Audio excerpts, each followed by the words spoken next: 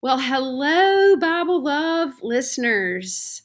We are back today in our special time that we're having of women in ministry and lifting up women's voices this summer. And I am so thrilled with my guest today, Jerusalem Greer. And I will tell you more about Jerusalem in just a minute. But we're going to continue with our prayer that we have been praying this entire time, the prayer of St. Francis. So the Lord be with you. Lord, make us an instrument of your peace. Where there is hatred, let me bring love. Where there is offense, let me bring pardon. Where there is discord, let me bring union. Where there is error, let me bring truth. Where there is doubt, let me bring faith. Where there is despair, let me bring hope. Where there is darkness, let me bring your light.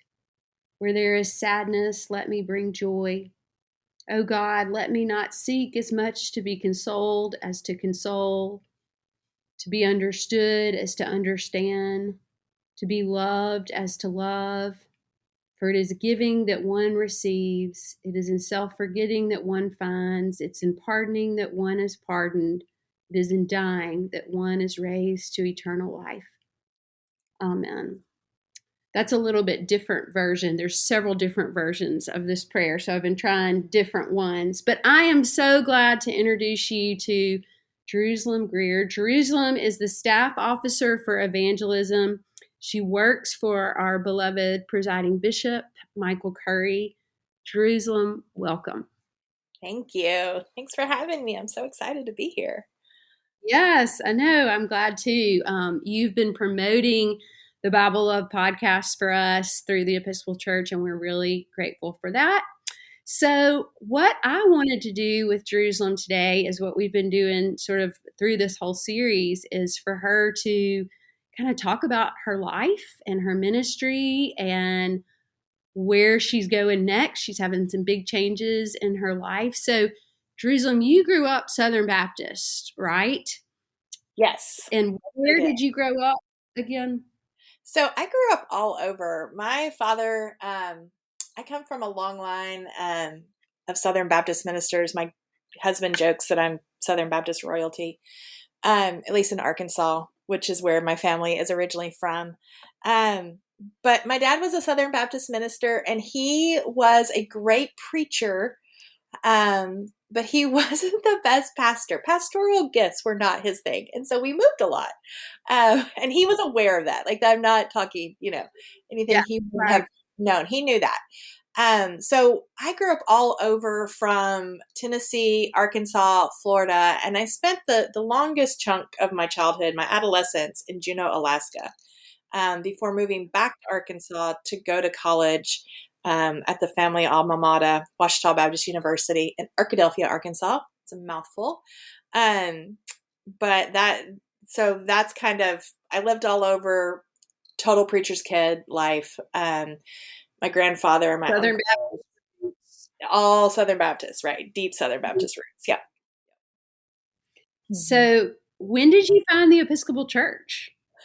Well, I officially found the Episcopal Church, and probably I would have to go back and do some digging as far as like when I first really started thinking about the Episcopal Church. But I like to say that like I was following Holy Spirit breadcrumbs, like my whole life. So the way I am wired is I have always loved both church work and the work of the church, even since I was a little kid. I was trying to organize my friends to do churchwide things or church events as early as like 8, 9, 10. Like I just was always in the middle of everything. In fact, when I was about 14, I was the one that was planning, like, and it wasn't a big church. It was, well, it depends in context, right? For a Southern Baptist church, it wasn't a big church. But our church in Juneau, 100 members or so. And I was at 14 in charge of planning the Harvest Festival. And I like had adults that like did my bidding, right?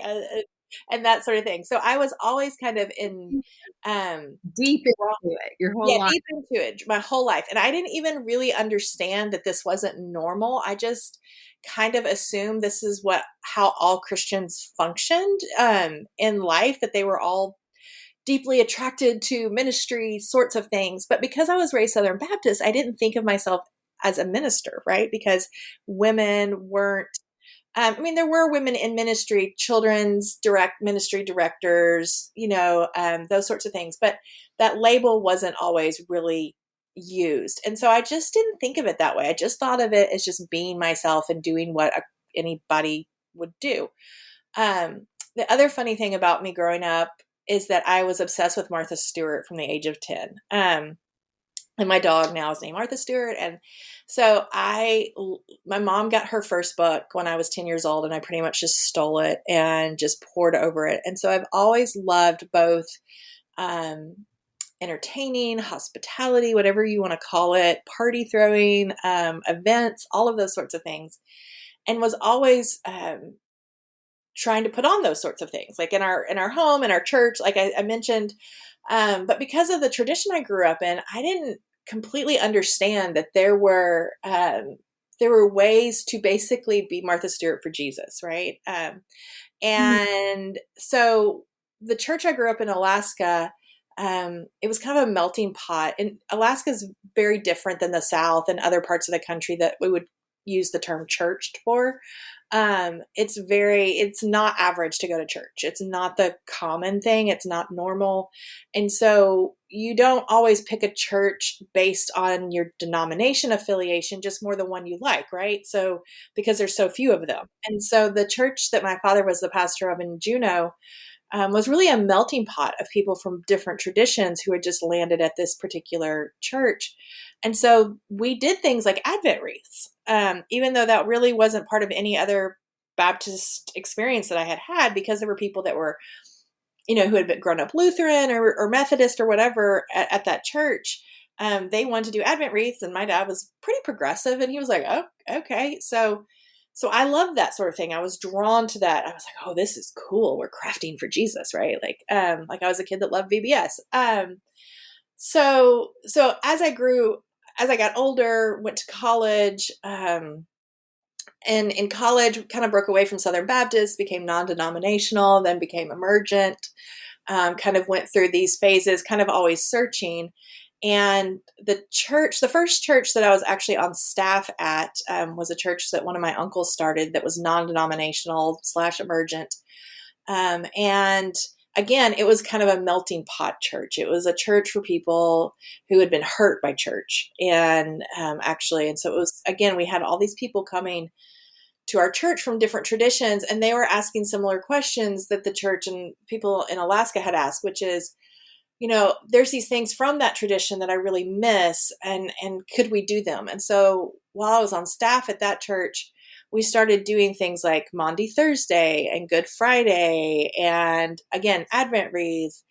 And I just got super curious about what all these extra, basically, parties were. Like, what are these things? And that led me to discovering the liturgical calendar. I discovered Phyllis Tickle and her work in the middle of that, and her book, the Farm and Lucy series. A lot of people know her for her work on the emerging church and emergent movement, but she has a ton of writing before that that's just really beautiful. And her Farm and Lucy series really follows kind of the liturgical calendar with narrative and stories. And so I just started researching the heck out of the liturgical calendar. By this time I had little kids, and I wanted to be able to do things with them at home. I was homeschooled about half my life. And so I kind of have this I did not homeschool my kids, but I kind of have this semi homeschool approach to child raising, right? So like, we're going to be super creative, and we're going to do all these hands-on things.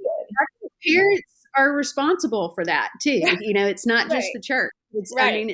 I have to tell you, we are kindred spirits, because when I was in seminary at Seminary of the Southwest, the dean, Cynthia Bridge Kittredge, I did all the hospitality, and she said, "We don't know what to do with you, Mary Balfour. You are like Martha Stewart who loves Jesus. We have no idea what to to do with you. And so we are like very similar in that. And I'm the same way. My parishioners are like, why are you cleaning the coffee up? And I'm like, you're the priest. You don't have to do that. And I'm like, this is what I love to do though. Like this is my parish too. And I want to give back and I want to do. And I think that's different because they've never had a female priest before. So they're like, Right. why is she doing that? They've never had I want to. The Yeah. hospitality, that all of that and the welcoming. Well, I'm so glad you found the Episcopal Church because A, we desperately need you, and B, it just seemed to sort of bring all those interests that you had, right? And the liturgy, and I'm assuming you were very drawn to the liturgy. Very drawn to the liturgy. Yeah. Very drawn to the liturgy.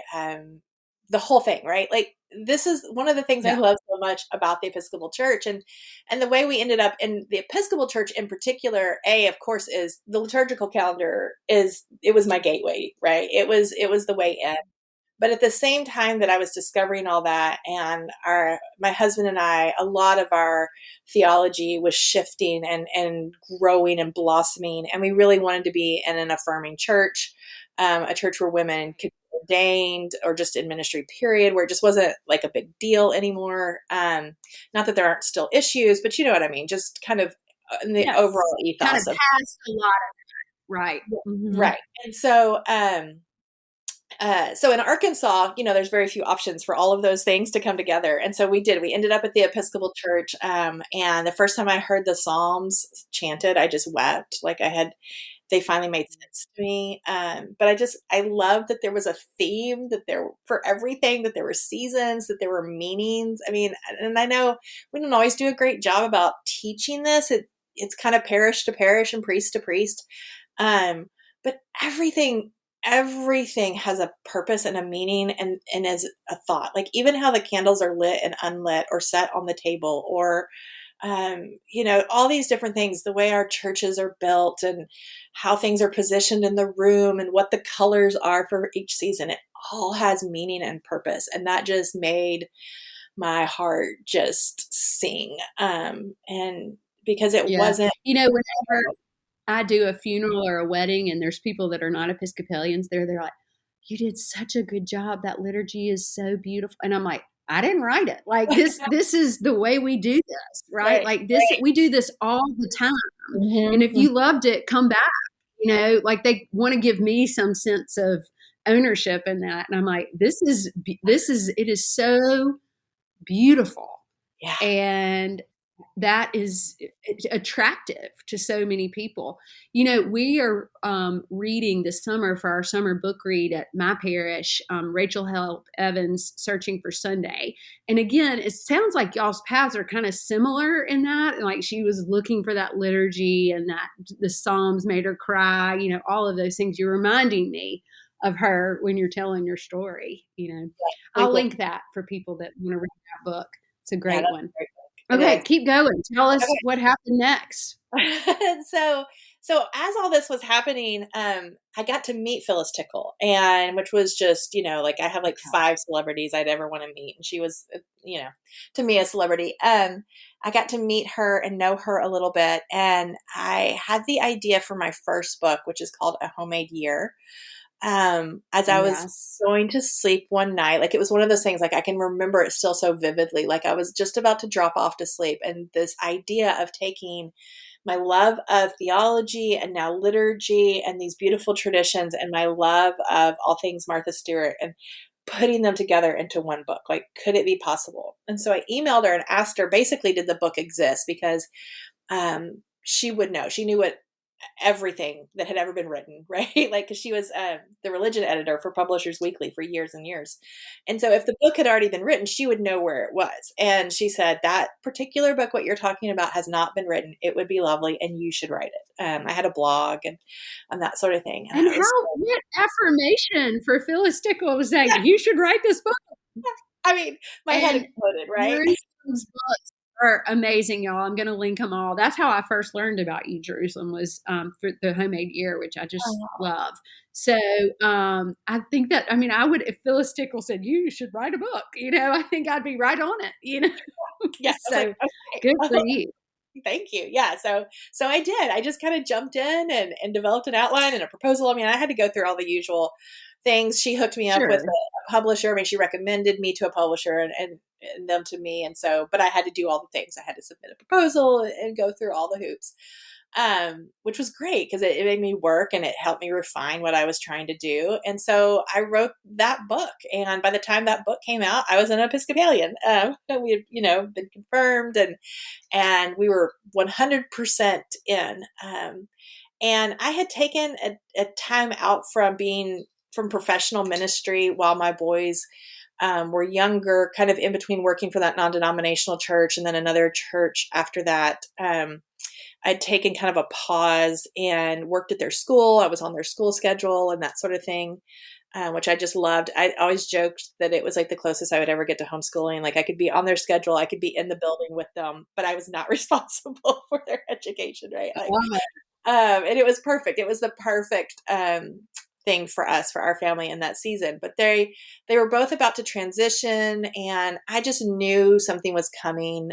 Something different was on the horizon, and I really began to wonder if it was time to go back into ministry and both professionally and because my husband's so funny. He said, you just have like a target on your head for ministry. Like you walk in a church and even if you don't tell them anything within like a week, they have like assigned you to lead something because you can't help it. It's just so who you are. And, Well, it's God's call for you too.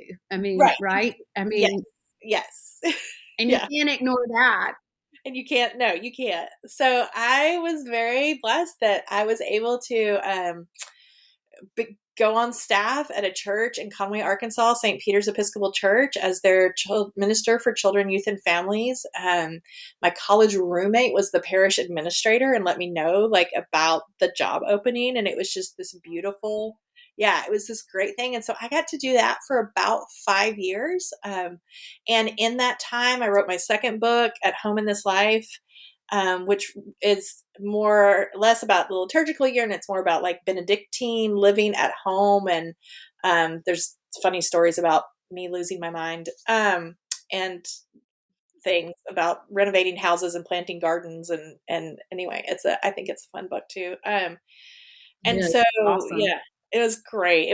That was fun. And so while I was working on staff there, I was able to travel. Of course, I was traveling and speaking about some of my books and leading workshops, but then I was also able to go to professional development things, sort of like Forma.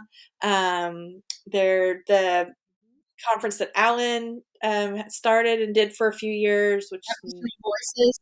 yes, that's it. Missional Voices. Personal Voices, was able to participate in that and just a few other things, and the Christian Formation Conference at Canuga, and just began to become more and more connected with the wider Episcopal Church formation world, especially, and was really just it's like I had found my people at last, right? Like I was like, I'm not the only one.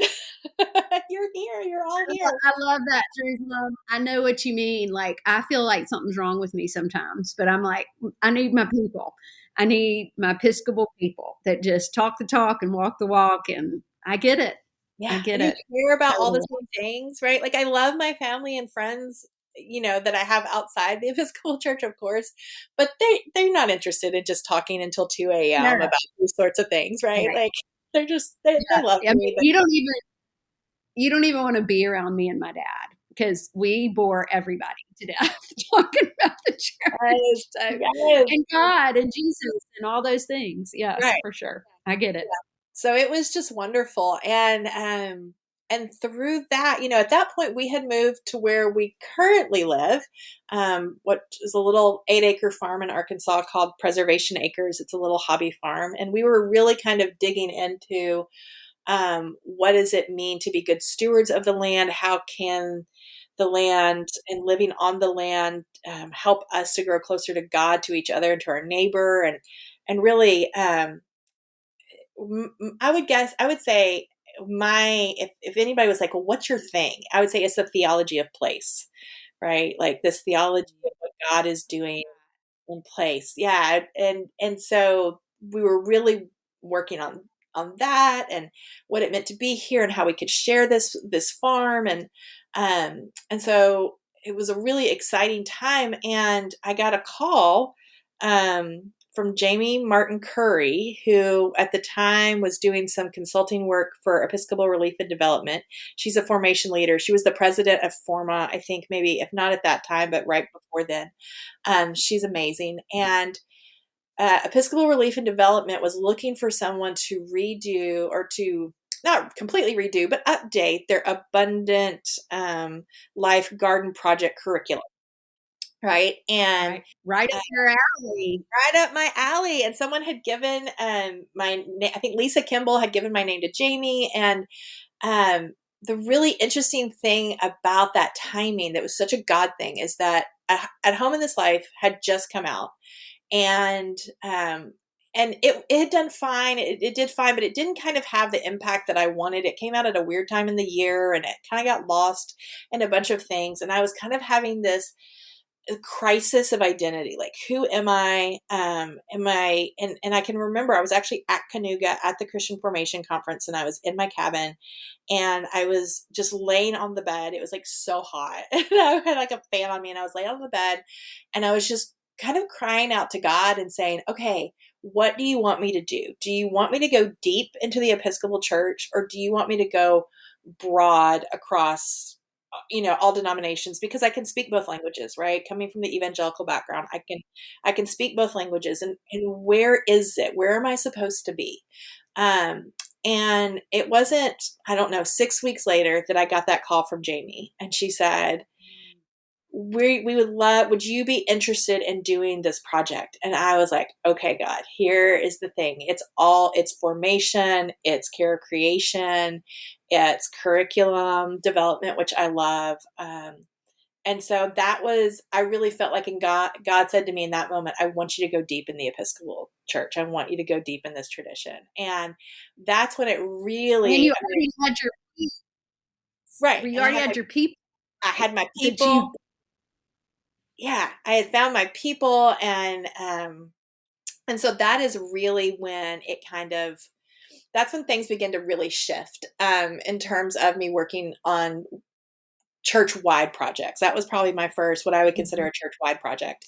And from there, it felt like I was, I don't know, like taken in this stream that just rushed, because from there, I got to do so many different curriculum projects, and eventually worked with Canon Stephanie Spellers contacted me about working on their evangelism curriculum. And it just snowballed in the best possible way. It was just amazing. And so that is kind of eventually what led to me working for the presiding bishop, as I was doing all these curriculum things. And then I was consulting, and then the job for the staff officer for evangelism came open, and I applied with a bunch of other amazing candidates. It's kind of miraculous that I just, can't believe I got the job when I look at who my fellow colleagues were that applied for it. And but it was just exciting, and I really did feel just so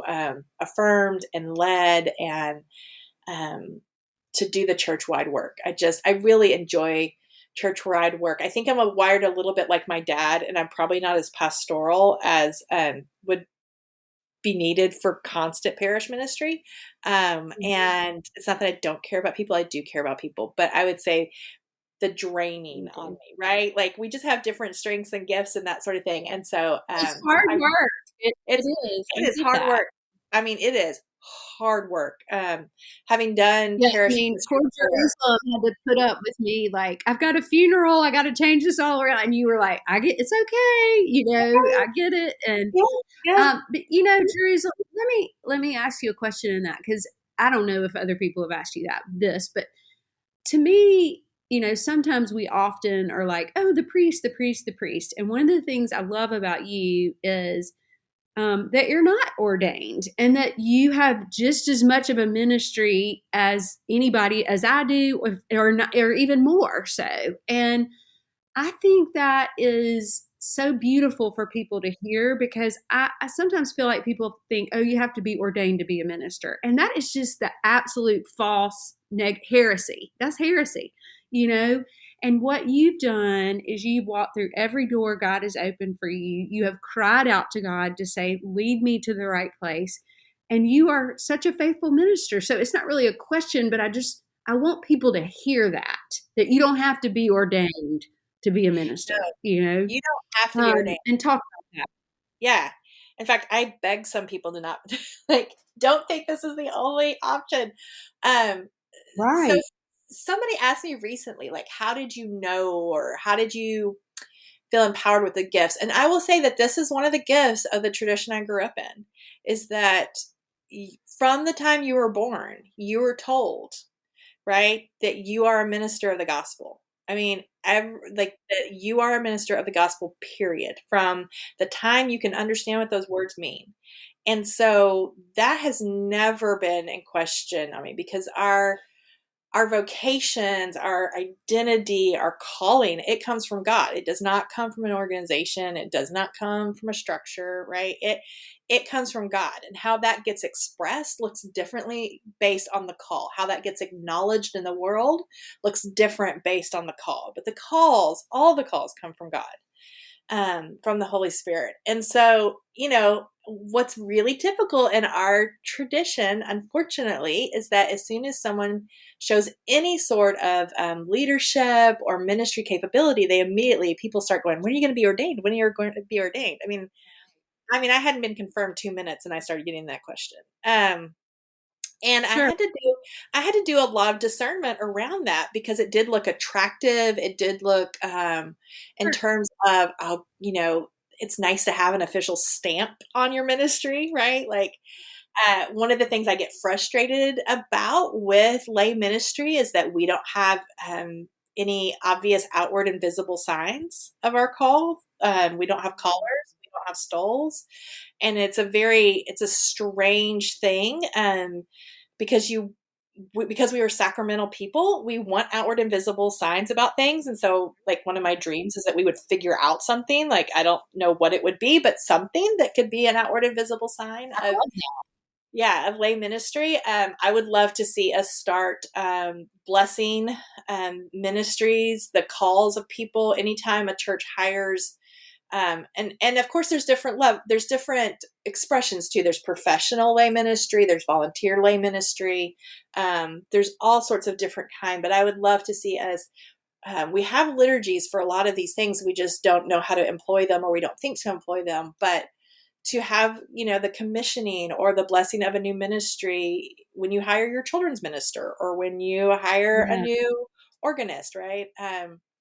So, Well, thank you for that yeah, encouragement. I hope some people are listening, because yeah, I actually just did one last week for the Eucharistic ministers and the folks that go out and take communion when I can't go. And then next week I'm going to do one for the readers and the ushers, like just lifting these people up, because I can't do this without them.